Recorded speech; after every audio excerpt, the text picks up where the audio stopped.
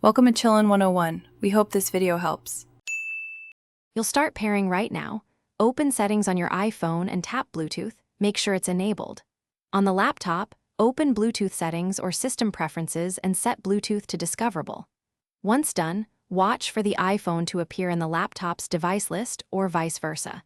You must be near the other device and keep screens unlocked. This reduces connection delays and ensures you can accept prompts.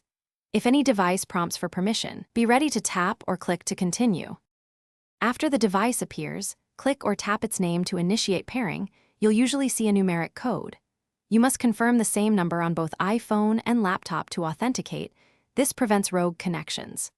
Once you accept, wait for the status to change to paired or connected. Establish which services are allowed, like audio or file transfer. Make sure Bluetooth stays active on both devices while initial data sync or audio routing completes, because interrupting now often forces you to repeat steps. Complete the process by testing your intended use. Play audio or send a file from the iPhone to the laptop and check that input/output routes correctly. If the connection drops or fails, unpair both devices and repeat pairing. This clears stale profiles. If problems persist, turn Bluetooth off and on, then restart one device. This simple reset often clears driver or cache issues. As a key troubleshooting tip, make sure no other nearby device is actively connected. Thanks for watching. Consider subscribing if we helped you.